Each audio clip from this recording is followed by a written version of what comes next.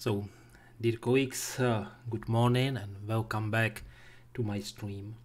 On last seminar, we will begin.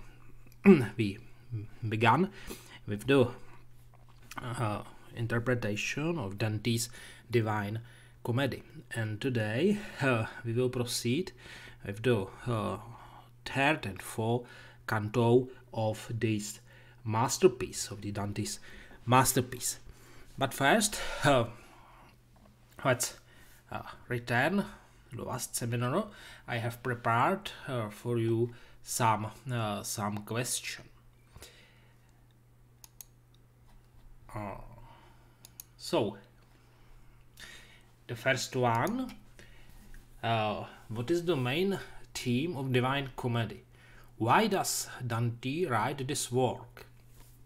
That is stated in Dante's first important work, New Life, Vita Nuova in Italian. So the answer could be, in my opinion, the main theme of the Divine Comedy is the love to the dead woman, Beatrice Portinari. Dante never forgot Beatrice for his whole life, and in the Divine Comedy he fulfilled what he promised in his first book, Vita Nuova. If it be pleasure of him, through whom all things live, that my life continues for a few more years, I hope to write over her that which was never been written of any other woman. So, the second one. Who was Beatrice Portinari, and what is her role in the Divine Comedy? Beatrice was almost sure a real woman. Dante met her only 2 times. First time he was only 8 years old, and Beatrice was 7 years old. Later, Beatrice had married to a rich banker, had some children. She died 24 years old. At the time of her death, Dante was also very happily married. Beatrice, but as I have already said, Dante's never forgot Beatrice for his whole life. Beatrice, in the Divine Comedy, Beatrice should be understood as Beata. It means blessed or beatified person, and indeed we can see her among the saints in the end of the Dante's Paradiso, in the penultimate canto of Paradiso. In the first canto of Inferno, Dante set out on the road which will lead him to the Beatrice, and he finally meets her in the earthly paradise in Purgatorio, canto 30. So the next questions. What are the 3 most important spiritual sources of Dante's Divine Comedy?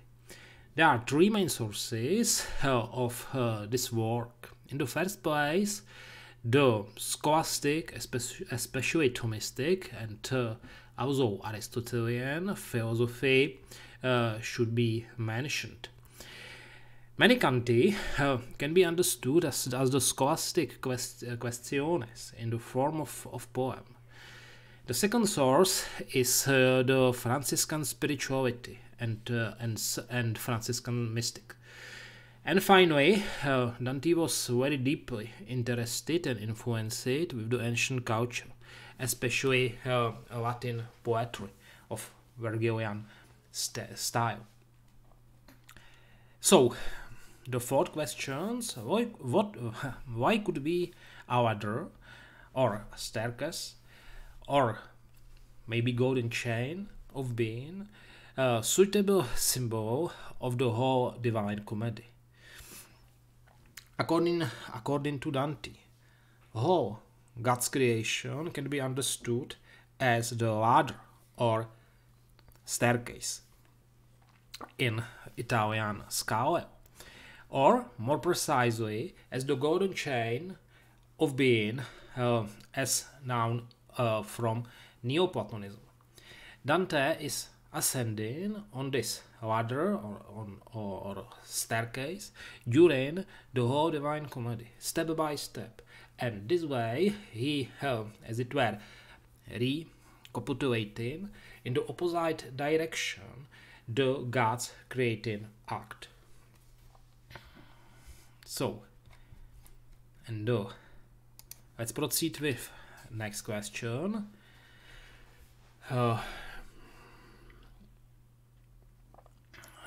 What were the differences between political parties of Guelphs and Ghibellines? Which of them does Dante belong to? In Dante's time, almost all cities in Italy were in the state of so-called permanent civil war between, on the one hand, Ghibellines and Guelphs. Ghibellines were supporters of claim of Roman emperors on the rule over whole Italy. However, Guelphs, on the other hand, were supporters of Pope. Dante was a member of so-called the White Guelphs fraction in Florence.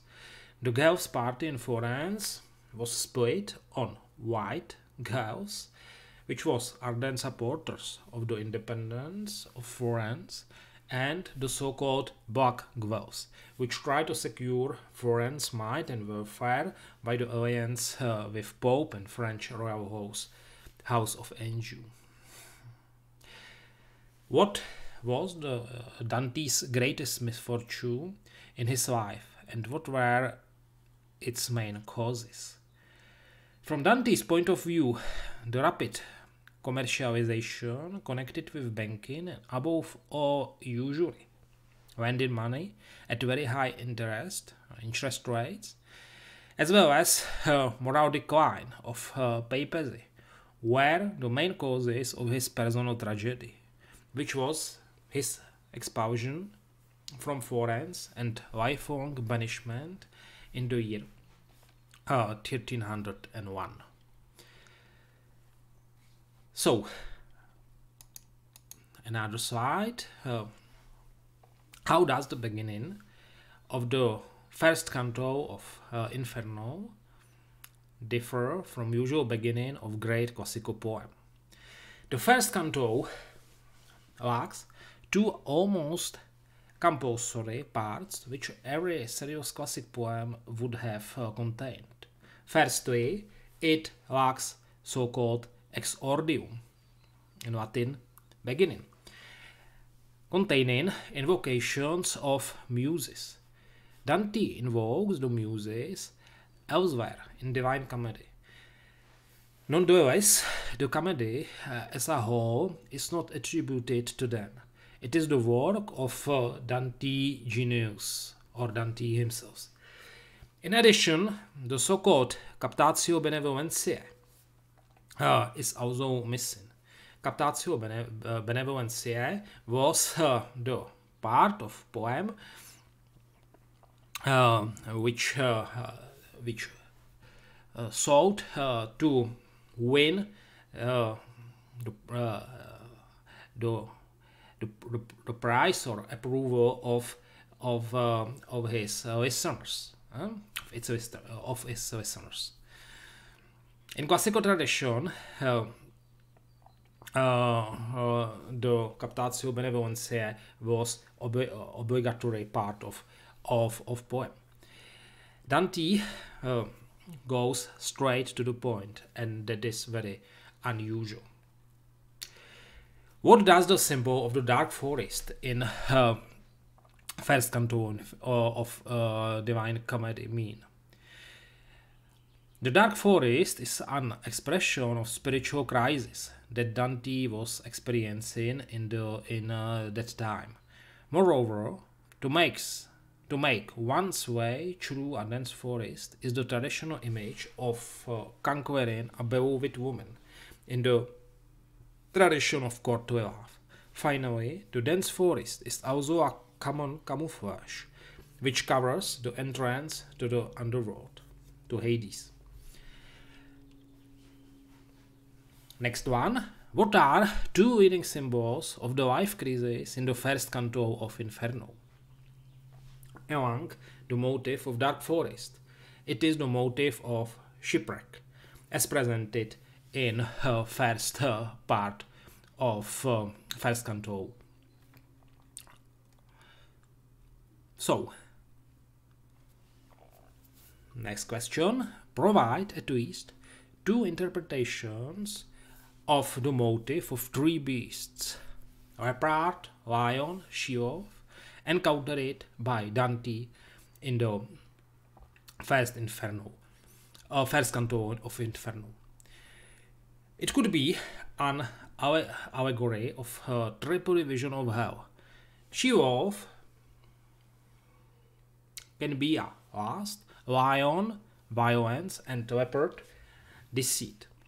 Moreover, it could be also an allegory of deadly sins, without any allusion to the structure of hell.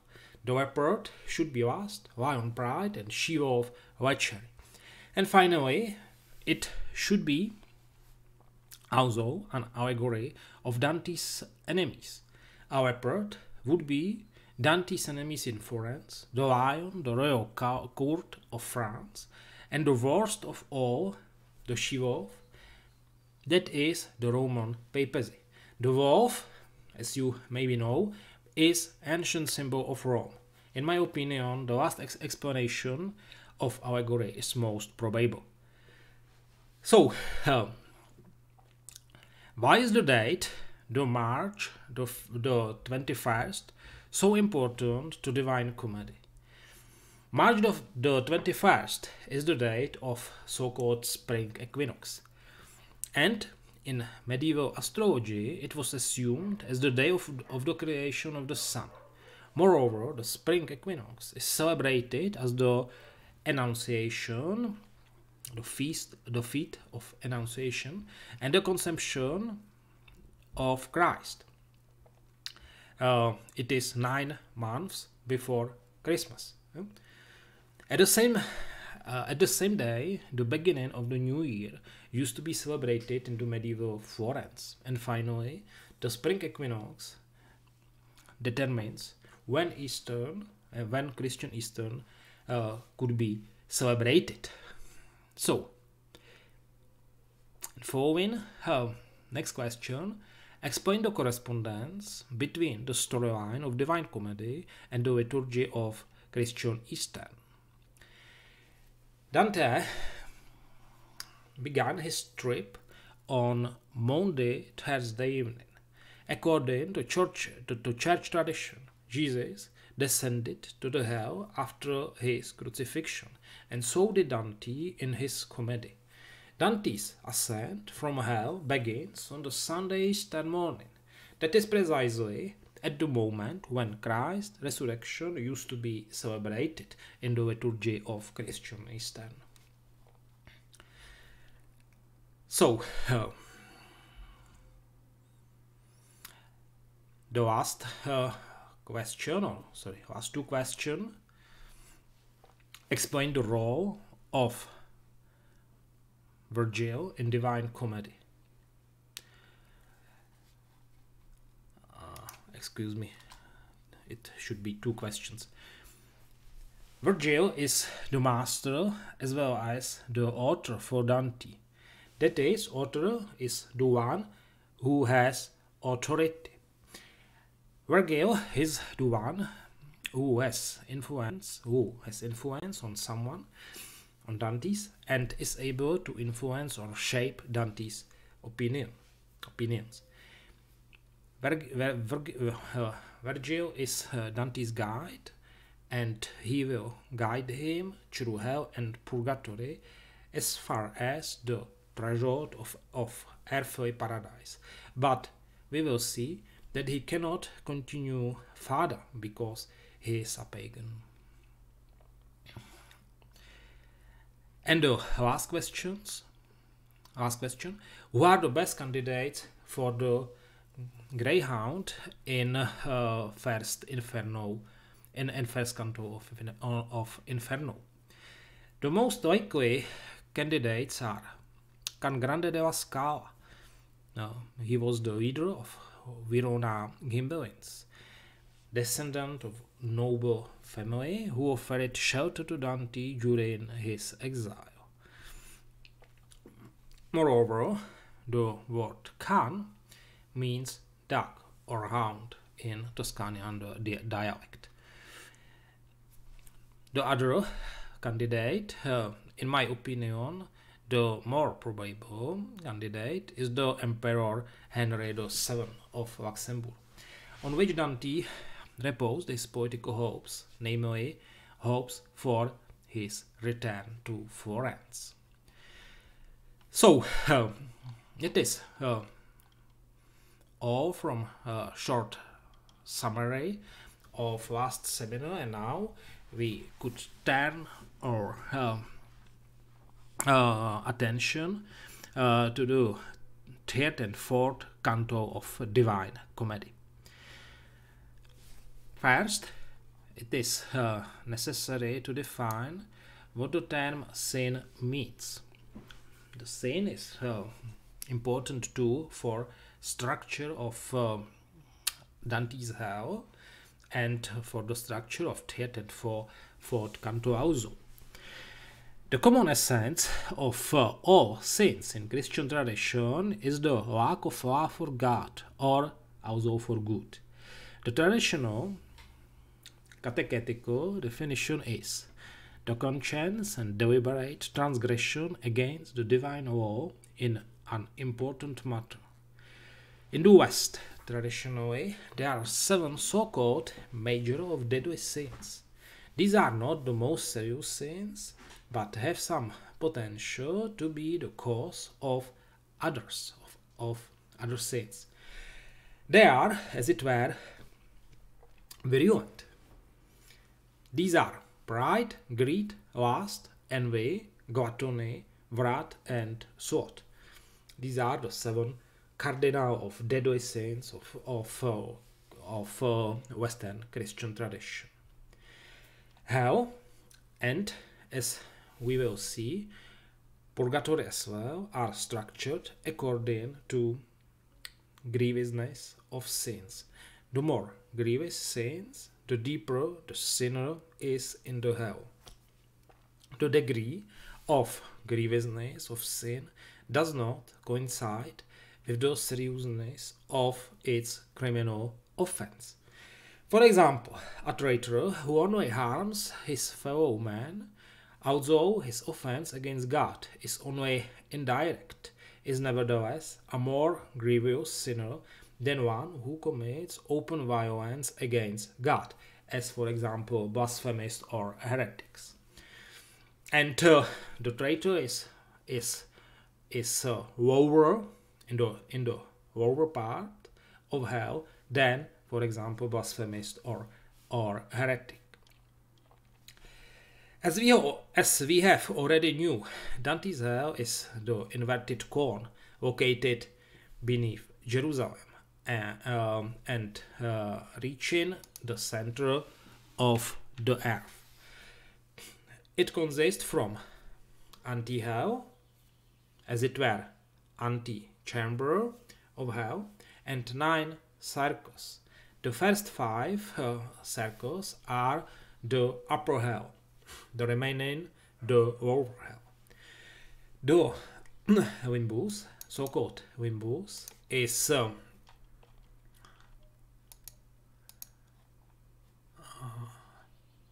so-called limbus is I'm sorry.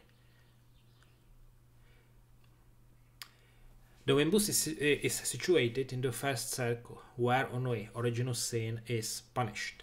In the following 4 circles are punished sins from weakness, whether physical, as last in second circle, and gluttony in third circle, or from spiritual weakness, as greed, anger, envy, hate, and pride. In the lower hell, the sins from bestiality are punished whether they were committed by science, that is the case of heretics, or by violence, as tyrants or murderers or safe swearers, blasphemers, sodomites, or usurers. The last two circles of hell include so-called saints ex malicia. It is in the 8th circle, fraudsters are punished. In the 9th circle, traitors are punished. Each circle is assigned at last one monster of mythical animal. So, the overall topology of hell is physical and moral at the same time. The lower we are in hell, the darker the hell is. Time is running in hell, however, the sun is not shining there. On the other hand, the moon is shining in Dante's hell. However, it is not the source of life. Rather, it is only a tool for measurement of time. The time is measured by the moon in the Dante's hell. In the 5th canto of Inferno, Dante speaks of red, in Italian perzo, air in hell. So the air in hell, environment in hell is colored in red, in perzo. However, the light in hell is essentially moral light. What does it mean? It means this light is coming from the sinners themselves and from their punishment. Dante's conception of light in Inferno exactly corresponds to the following passage of Saint Thomas Aquinas. I quote, "It should be said that the disposition of hell will be such as most greatly befits the misery of the damned, and accordingly, light and darkness will exist there precisely as they most augment the misery of the damned. Thus, too, the place of hell should be arranged for seeing through the interplay of light and darkness in such a way that nothing there is seen clearly, but only what can strike the heart with affliction is seen in a shadowy way. Thus, simply speaking, the place is dark, but by the divine disposition there is some light there, as much as suffices for seeing what can torture the soul. And the natural location is quite enough for this, since in the middle of the earth, where hell is thought to be, fire can be only filthy, turbid, and sort of smoky. So, the shadows of the dead dwell in hell. There they have airy, visible but untouchable bodies. The condemned sinners have no possibility to get out of hell. It is their final destination. There is only one soul, namely famous Roman Emperor Trajan, which was delivered from there. The punishment of damned souls is eternal punishment. In the eschatological future, in spite of this soul will be resurrected in the flesh, they will remain in hell, and therefore their resurrected bodies only will worsen their suffering. However, the cruelest punishment is precisely their consciousness of eternal damnation, which is probably worse than all agonies seen in Dante's hell. So, let's move to the beginning of the 3rd canto, where the gate of hell is described. At the end of 2nd canto of Inferno, Dante and Virgil enter it on the deep and savage way, as stated in the verse 141 of second canto. And this way is leading to the gate of hell. It is dusk on Monday, Thursday, April the 7th, year 1300. The first part of third canto contains description of the gate of hell and Dante's first impressions of hell itself. So, the gate of hell is just an arch. Some commentators believe it resembles the triumphal arch of the Roman emperors. Others that it is rather a cemetery gate, and others that it is a low and relatively wide gate as it can be found in the walls of medieval cities. The door is probably broken down and lies on the ground. The reason will be explained in the Canto 4. Above the gate is an inscription, so it is a kind of so-called talking gate. In the Middle Ages, the gates and doors were often provided with signs above the entrance and called talking gate. So, let's turn to the first part of third canto of Dante's Inferno. Show me the way to the city of woe. Show me the way to everlasting pain. Show me the way among the lost. Justice moved my Maker on high. Divine power made me. Wisdom supreme and primal love. Before me nothing was but things eternal, and eternal I endure. Abandon all hope, you who enter here. These words, dark in hue, I saw inscribed over an archway. And then I said, Master, for me the meaning is hard. And he, as one who understood, here you must banish all distrust. Here must all cowardice be slain. We have come to where I said you would see the miserable sinners who have lost the good of intellect. And after he had put his hand on mine, with a reassuring look that gave me comfort, he led me toward things unknown to man. Now sighs, loud wailing, lamentation resounded through the starless air, so that I too began to weep. Unfamiliar tongues, horrendous accents, words of suffering, cries of rage, voices loud and faint, the sound of sweeping hands. All these made a tumult, always whirling in the black and timeless air, as scent is swirled in whirlwind. So, and my short commentary. It is unclear whether the inscription should be in upper in lowercase. Some commentators believe that is in uppercase, as they understood the gave as I have already said, as a triumphal arch, through which the triumphant Roman emperor entered Rome leading his captives. On the contrary, in the next canto, we will see that Christ, the true emperor from the Dante's or Christian point of view, will lead the captives out of hell. The gate of hell is always open and without a guard.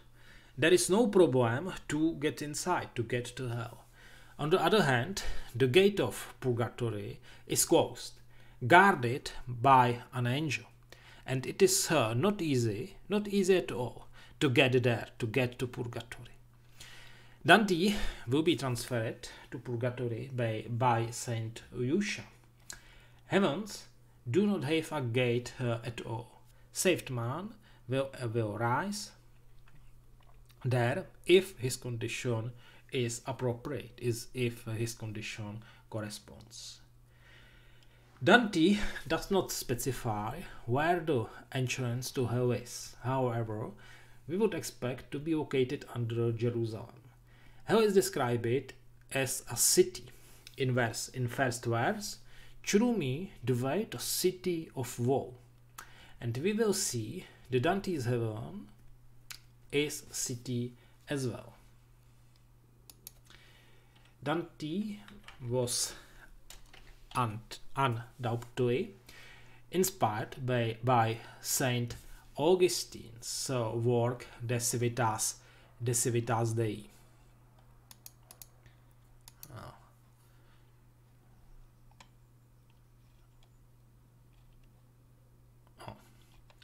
Oh, sorry.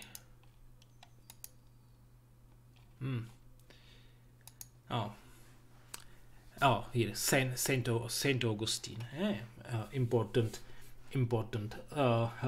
Christian author. However, the image of the city also refers to hellish forens and its political life. The word "me" is omnisciously repeated for the fourth time in inscription. Yeah? Here, and here. The gate is given the four essential attributes of God: justice, power, love, and wisdom. It means the gate and the hell as a whole were created not by resentment, anger, vengeance, or sadism, but as an expression of God's righteousness, God's power, God's love and wisdom. It may sound very strange, especially in the case of love. However, according to the scholastic tradition, Dante considered the highest perfection of God, as seen both in grace of salvation and as well as in justice of damnation. Furthermore, God's absolute respect for human freedom must be taken into account. God cannot and does not want to save anyone against his will. And after all, God does not judge anyone.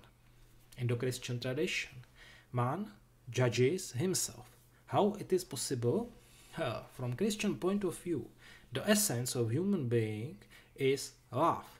Human beings should naturally love their creator in the first place, but human love can easily degenerate and incline to substitute the God for anyone or even anything else. The posthumous destiny of man is only a prolongation of this inclination. Power, love, and wisdom are the three main attributes of the Holy Trinity. The power corresponds to the God the Father, love to the God the Son, and wisdom to the God the Holy Ghost. This is quite important for understanding the same character of Dante's hell. In the Divine Comedy, it is not a free community of rebels, but criminal colony completely dependent on God's power. The gate's inscription finally says in 8th verse, "Eternal I endure." The gate, however, is not as eternal as God. It was not created until the rebellion and fall of the angel Eckhart. The creation of hell had to follow angels' rebellion and not vice versa. Finally, who passes through the hellish gate of hell, is to give up all hope. There is no escape from hell. Damnation is eternal.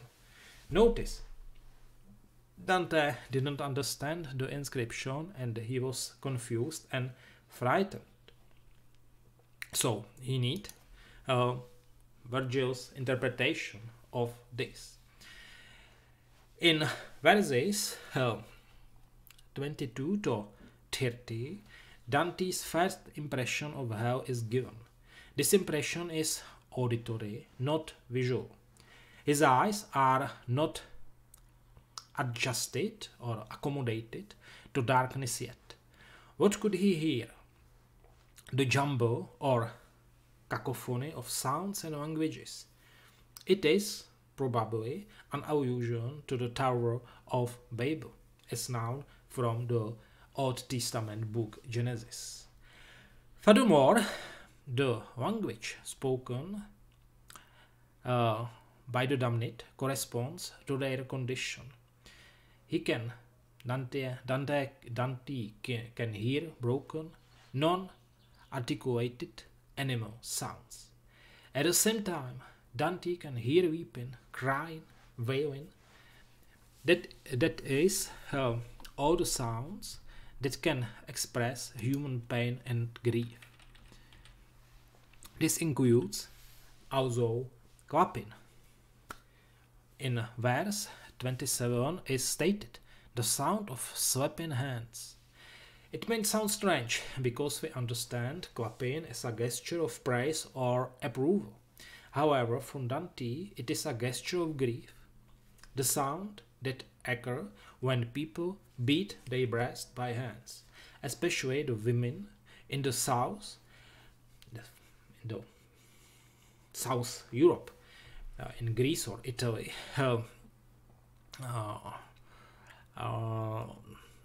often expressed deep grief and desperation with such gesture. Dante, though he sees nothing but hears, is even more scared and crying. It is total horror for him. So, in the second part of third canto, we move to the image of first sinners. The middle part of canto introduces those who makes these sounds. We are in the antehell where neutrals are punished. Neutrals are those who have been guilty of self-seeking, hesitance, and over cautiousness in their lifetime. So, and I, my head encircled by error, said, Master, what is this I hear, and what people are these so overcome by pain? And he to me, the miserable state is borne by the wretched souls of those who lived without disgrace, yet without praise. They intermingle with that wicked band of angels, not rebellious and not faithful to God, who held themselves apart. Loath to impair its beauty, heavens cast them out, and depth of hell does not receive them, lest on their account the evil angels gloat. And I, Master, what is so grievous to them, that they lament so bitterly? He replied, I can tell you enough in a few words. They have no hope of death, and their blind life is so abject that they are envious of every adult. The world does not permit report of them. Mercy and justice hold them in contempt. Let us not speak of them. Look and pass by.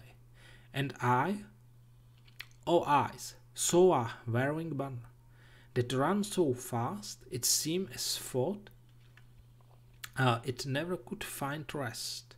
Behind it came so long a file of people that I could not believe that had undone so many. After I recognized it a few of these, I saw anew the shade of him who, through cowardice, made the great refusal. At once, with certainty I understood. This was the worthless crew, hateful alike to God and to his foes. These wretches, who never were alive, were naked and beset by stinking flies and wasps, that made their faces stream with blood, which, mingled with their tears, was gathered at their feet by loathsome worms. So, and my commentary, these sinners, neutrals, lived without disgrace, yet without praise. So stated in verse 36. And they came to a kind of vestibule of hell, or precisely speaking, ante inferno. They had been over cautious in their lives, never holding any opinion, never espousing any principle, programmatically unwilling to offer any help to anybody. They were neither cold nor hot, and therefore they are not worth anything. In the first place, neutrals, angels, are named.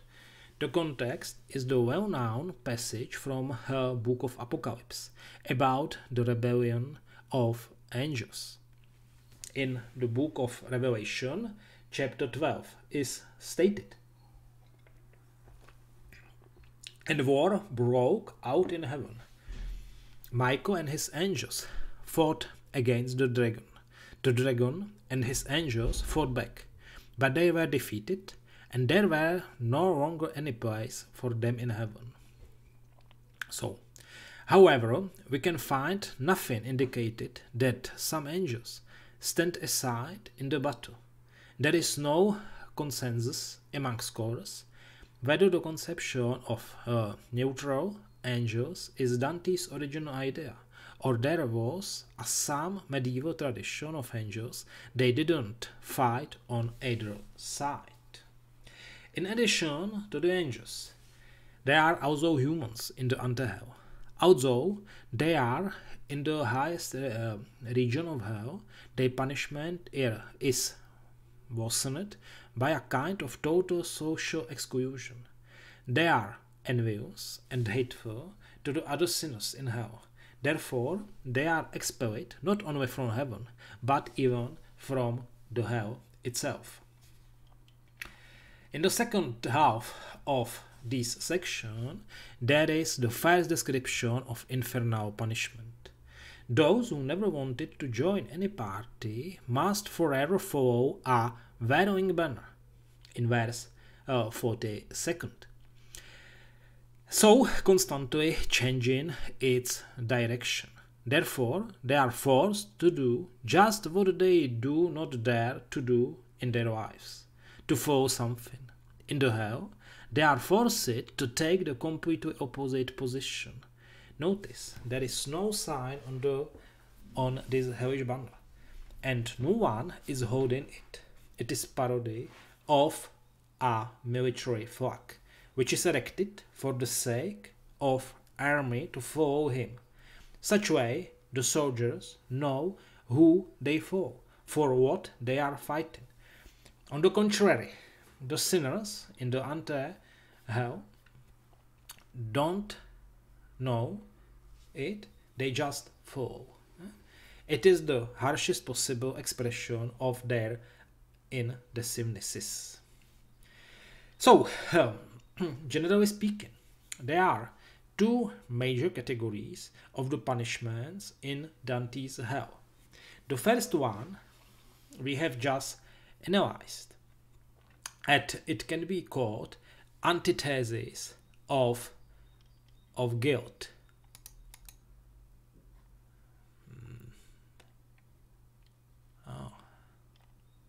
I've prepared for you, here, contrapasso. Antithesis of guilt. Perhaps even more illustrative example is the proud Filippo Argenti in the eighth canto of Inferno. On the one hand, Argenti horse had silver shoes, and on the other hand, Dante made Argenti drown in the mud in this canto, in the eighth canto of Inferno, as the punishment for his pride. Yeah? The drowning in mud in the case of Filippo Argenti is the antithesis of his guilt. His guilt consists in that he was very proud. Yeah? and in the hell he is punished. Right on the contrary of this life's inclination. Yeah? And the second category is usually called contrapasso. And contrapasso presupposes the true punishment consists not in the negation but on the contrary, in the continuation of sin. In the English idiom, stewing in one's own juice.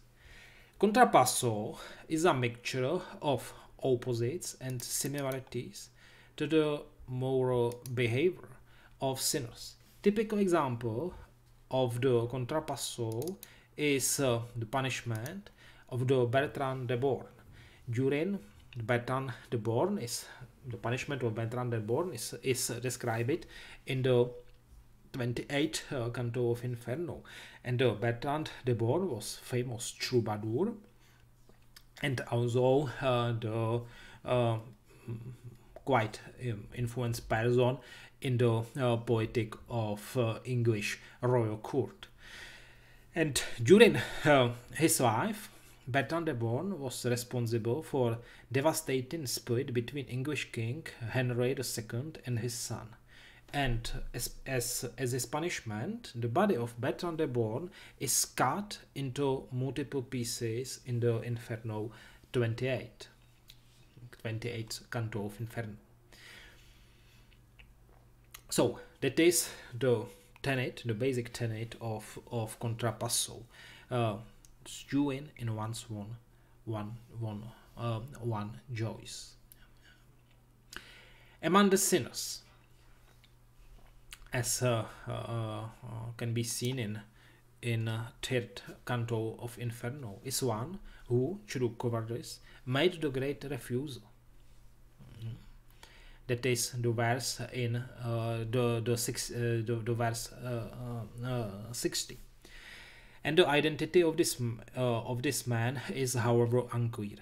Many commentators believe it could be Pope Celestian V, who abdicated after less than 4 months in his office, and with Celestian V, the hope of restoration of church to its original apostolic purity, so-called renovatio temporis, was expected. After him, the Dante's arch-enemy, the Pope Boniface VIII, from the Dante's point of view, Pontifex Diabolus, diabolic Pope, became the Pope. Yeah? However, Celestine V was canonized in the year 1313, and it should be strong argument against his placement in hell, although some commentators state his canonization was not published until the year 1328. So in the time Dante was already dead.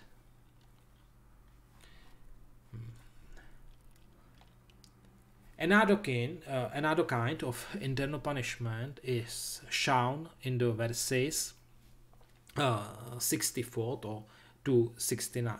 The neutrals lacked all internal stimulation, so in the hell they are stabbed by poisonous insects, which gives them a kind of external stimulation. At the same time, their blood and tears became food for insect, which in turn refers to their indifference with regards to the blood and tears of the others. By the way, according to widespread notion in Dante's time, flies and wasps were born exactly from such pus and dirt. So, let's proceed with fourth canto of Divine Comedy. In fourth canto, Dante finds himself on the other side of hellish river Acheron, but we don't know exactly how he got there. Anyway, he is in the first circle of hell, which is reserved to those who are burdened with original sin only. That is the sin of Adam and Eve. Their sin was not to do so much with sexuality, but rather with disobedience to God. However, the main theme of the fourth canto, mentioned in its second half, is an incorporation of the great classical Greco-Roman culture into Dante's worldview, and it is not a completely humanistic celebration of the classical culture, however, rather a reflection on its limits. The fourth canto is almost symmetrical and again consists of three parts. First, the author vision of limbus is presented, followed by a meeting with four ancient poets, and finally the vision of Nobile Castello is presented. Nobile Castello is the dwelling place of virtuous pagans in hell.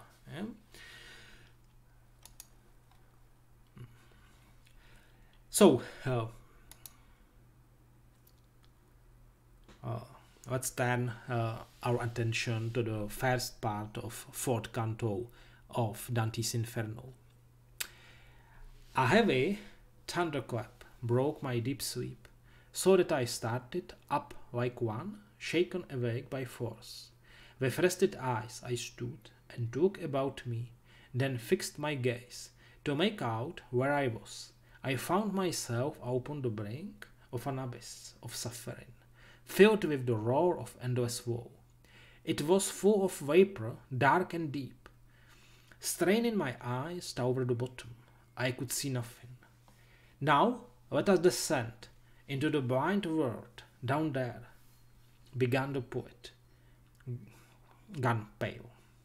I will be first, and you come after. And I, not in his power, said, how shall I come if you're afraid? You who give me comfort when I falter. And he to me, the anguish of the souls below us paints my face. With pity you mistake for fear. Let us go, for the long road calls us. Thus he went first and had me enter the first circle guarding the abyss. Here, as far as I could tell by listening, was no lamentation other than the sighs that kept the air forever trembling. This came from grief without torment, borne by vast crowds of men and women and little children. My master began, you don't ask about this soul you see? I want you know, and before you venture farther. They did not sin, though they have merit.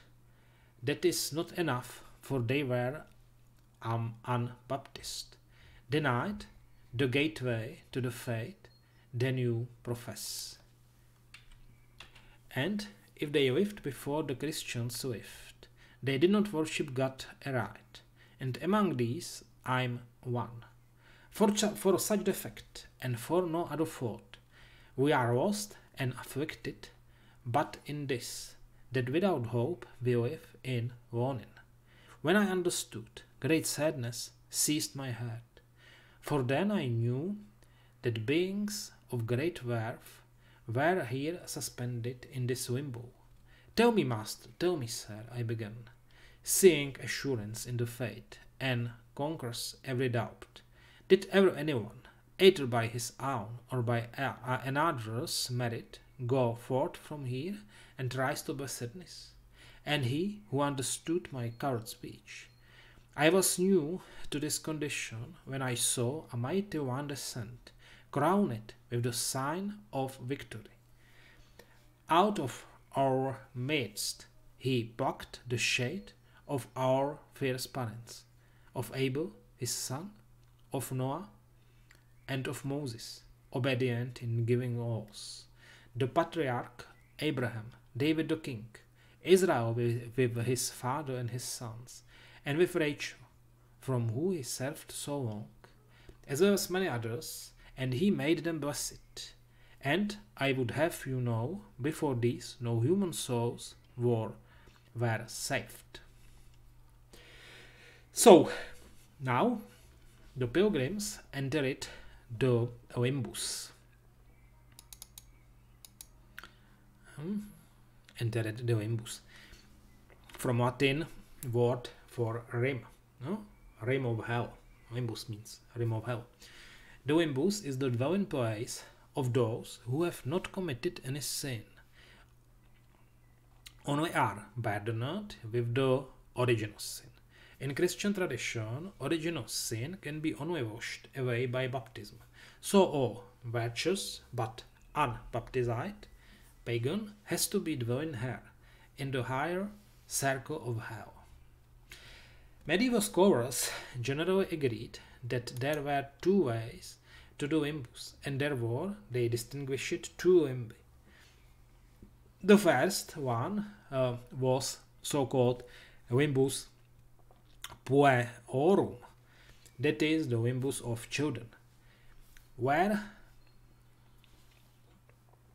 are children who have died unbaptized and, due to their age, not committed any sin. The fact that unbaptized children come to hell sound barbaric and cruel to our ears. Let me remind you for all, the notion of damnation of unbaptized infants is originally Augustine conception, and it is the consequence of his doctrine of predestination. That is it means complete dependence of the human salvation on the divine mercy. And this conception, this Augustine conception of predestination, arose from his polemic with the monk Pelagius, or Pelagius in Latin. And Pelagius argued, on the contrary, that man could save himself by his own power, by his own effort. That is, his will and virtuous life could assure him salvation. And that was someone with which the Saint Augustine cannot agree.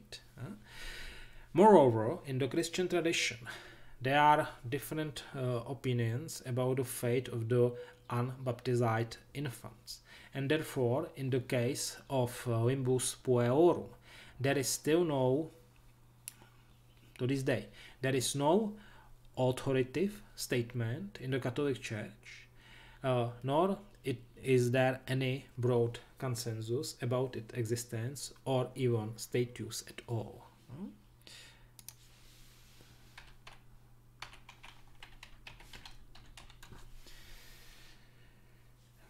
The second kind of limbus is so-called limbus patrum. Limbus patrum is the place where the righteous of the Old Testament had originally waited for Christ to open them the gate of heaven. According to Christian creed, Christ's descent to hell, in Latin descensus ad inferos, take place during the Good Friday and Holy Saturday, when on the one hand crucified Jesus, or body of crucified Jesus, was lying in the grave. However, on the other hand, his soul, Christ's soul, descended to the hell and led out the righteous patriarchs and matriarchs of Old Testaments from there. Therefore, limbus patrum was emptied by this act, and according to St. Thomas, actually there can be no more adults in the limbus, only small children. So, the scholastic scholars disagreed also as to the nature and extent of the punishment in limbus. On the one hand, Saint Thomas of Aquinas assumed that no one was actively punished in limbo. He supposed the infant unbaptized children are not suffering except lacking the infinite joy of the vision of God's glory. In short, in St. Thomas' vision of limbus, children are happy in a natural way, but not in divine way happy. In divine way or divine way happy. They cannot participate in divine happiness and vision of God. By the way, this is also one of the roots of the Christian attitude to abortion, since the unborn child cannot be baptized before birth. Abortion is worse than murder. Abortion, from this point of view, medieval point of view, means eternal damnation, eternal dwelling in limbus. On the other hand, the view of another distinguished scholastic author, the Saint Bonaventura, was something different and more darker. His limbus is Bonaventura's limbus is much darker place. Although children do not experience any pain or sorrow, they are deprived also of joy or happiness, even the natural ones. Therefore, children in Saint Bonaventura's limbus are not happy or unhappy. One scholar compared their status to a Buddhist nirvana. I think such state is a bit worse than conception of Saint Thomas, who has quite happy children in limbus.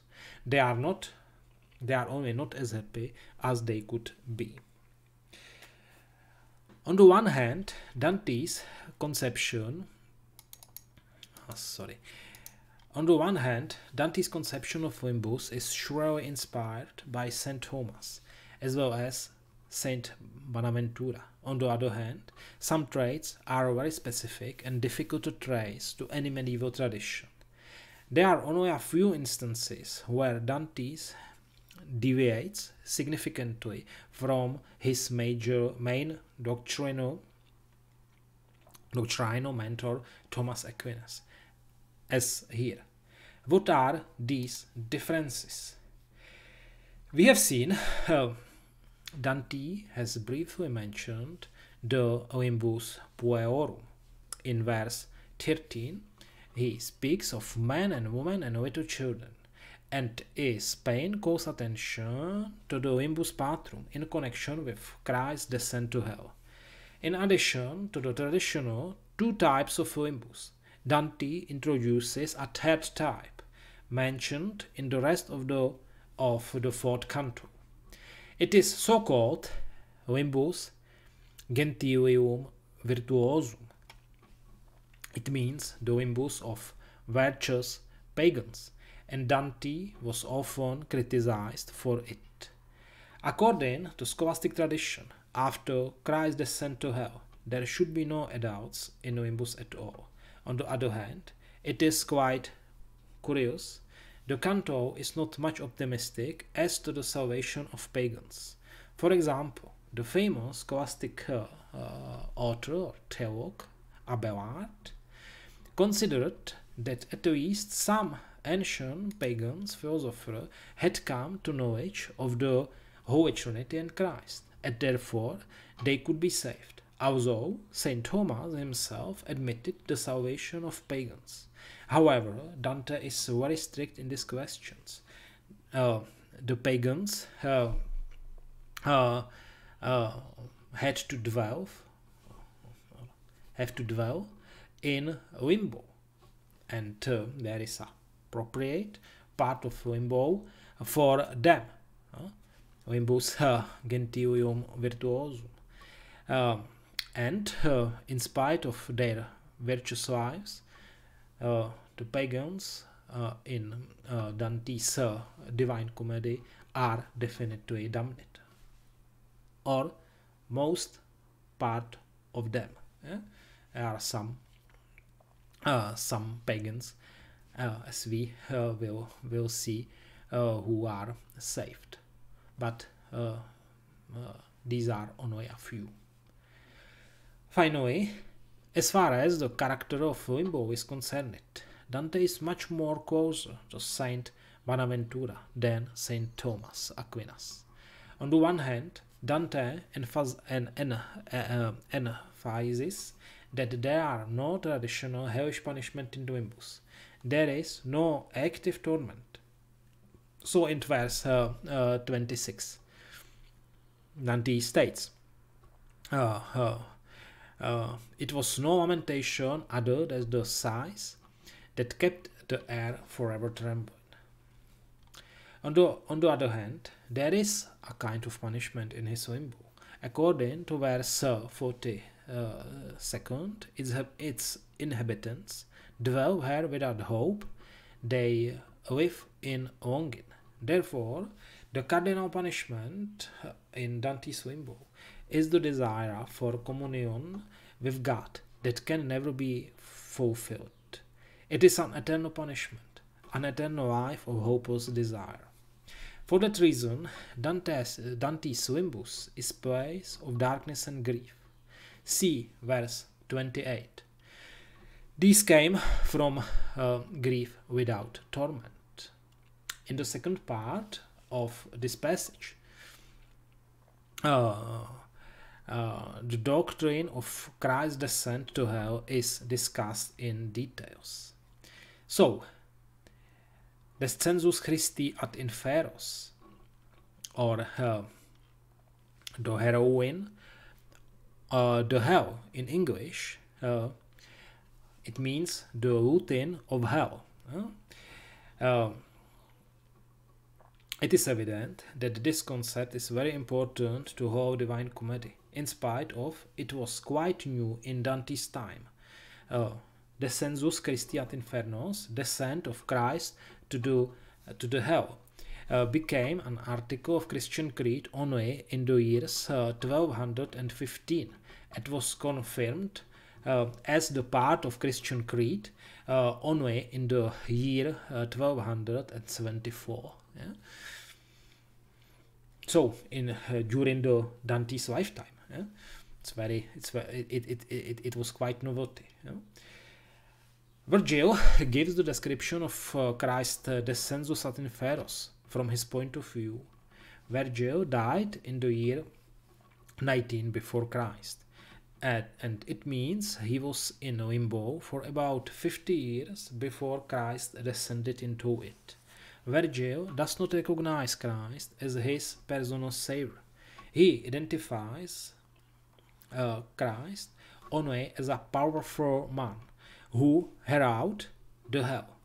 This is perhaps more important than it could seem, because, according to Saint Augustine, at the last judgment, the damned will not be able to recognize and even see Christ's divinity. Therefore, according to Dante, Virgil is definitely damned. Yeah? Why? Because Virgil is not able to recognize the Christ as divine person. Yeah? In the end of passage, the purpose of Christ's descent into the underworld becomes explicit and clear. He led out the souls of righteous Old Testaments from here. They are named, and in total, even if we count the others mentioned elsewhere, especially in the penultimate canto of Paradiso, they are 25 men and 7 or maybe only 6 women. So, I think that we go through the most important part, the third and fourth canto of Dante's Divine Comedy. So it is all from for today. And have a nice week, and I will see you next Thursday. Bye bye.